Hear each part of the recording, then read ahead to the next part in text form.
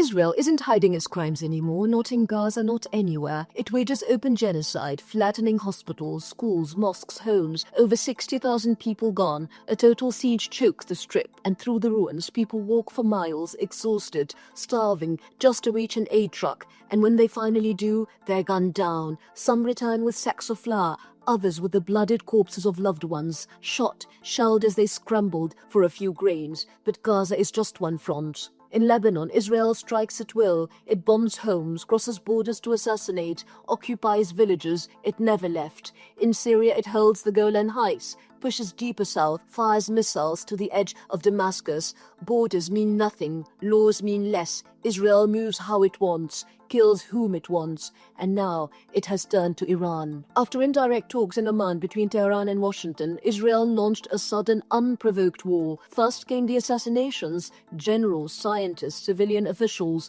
then the bombs on military bases, power plants, airports, even public infrastructure. The excuse, Iran's nuclear program, peaceful, civilian, fully monitored by the IAEA. The hypocrisy is staggering. Macron raced to Israel's defense, calling Iran a threat to global security. This from the same fronts that helped secretly build Israel's Dimona reactor in the 1950s and 60s, the region's only undeclared nuclear arsenal. No inspections, no accountability. Today, Israel holds 80 to 90 nuclear warheads, maybe more. It has second strike capabilities via submarines and air power. It won't sign the NPT, won't allow inspectors, yet it bombs Iran in the name of non-proliferation. Britain swiftly joined in, sent RAF jets to Cyprus, surveillance aircraft, early warning systems, logistical support, all for Israel. The US escalated, deployed the USS Gerald R. Ford, Aegis destroyers, weapons, real-time satellite coordination. The EU sang the same song. Israel has the right to defend itself, even now,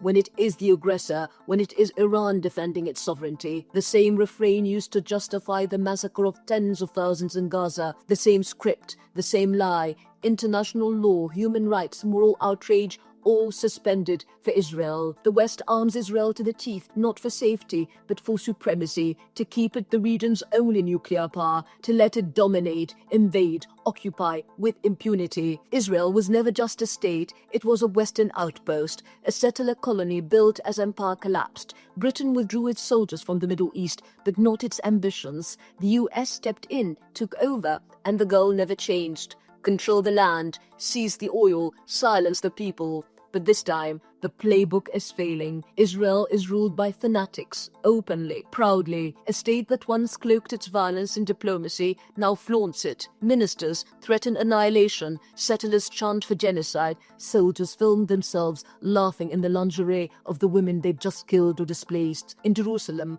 mobs storm the Al-Aqsa Mosque. They chant, Muhammad is dead, and left girls behind. May your villages burn. There are no schools in Gaza, no kids left. Genocide mainstreamed, and Netanyahu pompously claims to represent the free world, a grotesque parody of truth as he presides over apartheid, occupation, and mass killing. Across the Arab world, millions watch, disgusted, betrayed, bitter, enraged, sick to the soul. Their leaders normalize with war criminals, their people seethe. The region was paralyzed until now, because this time someone stood up. Iran is not the Gaza Strip, it's not 45 square kilometers of open-air prison, it's not an armed group, it's a sovereign nation of 85 million, spanning 1.65 million square kilometers, missiles, mountains, strategic depth. It has absorbed assassinations, cyber attacks, sanctions, and still it stands, still it strikes back. For the first time since 1948, Israeli cities are burning. The myth of immunity? Gone. And no, Israel cannot play the victim now, not while holding the nukes, not while it's bombing, invading, erasing. And inside Iran, something deeper has stirred, a memory. 1953, the coup against Mossadegh, planned by the CIA, executed with MI6, all because he dared nationalize his country's oil. Operation Ajax toppled a democratically elected government and reinstated the Shah. What followed? 25 years of brutal repression, enforced by the Savak, trained by the West. But the wound goes deeper. 1891, the Tobacco Revolt, when Britain seized control of Iran's tobacco and Iran said no. Clerics like Ayatollah Shirazi led a national boycott. Even women in royal households joined in, refusing to smoke. The revolt weakened the Qajar dynasty and left a searing truth in Iran's memory: never bow to foreign control. That memory still lives in every chant, every protest, every funeral. Every missile launched today carries a century's weight of betrayal and defiance.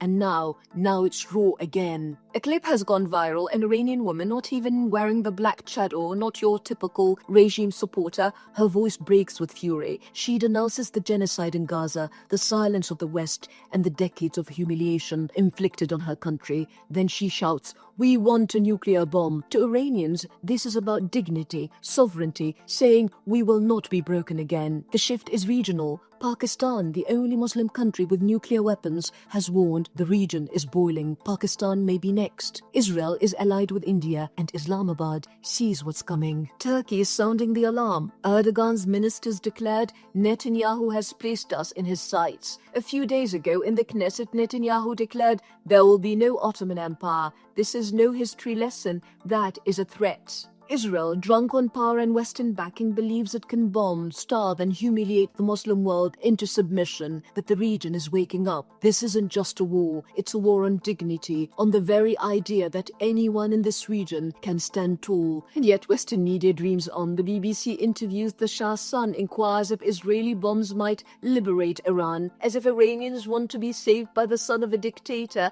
by a dictator they overthrew, as if freedom comes from toppled monarchs and Western missiles. Israel thought it could do what it's always done: assassinate, bomb, walk away. But now Tel Aviv is burning, Haifa is under fire, Ashkelon is not safe. For the first time, the war is on Israeli soil. The myth of invincibility is broken. Iran can endure. It is fast. It is resilient. It has been preparing for this moment for decades. The dream that Israel could destroy Iran's regime with surgical strikes and walk away unscathed has collapsed. Tel Aviv has little fire it cannot contain.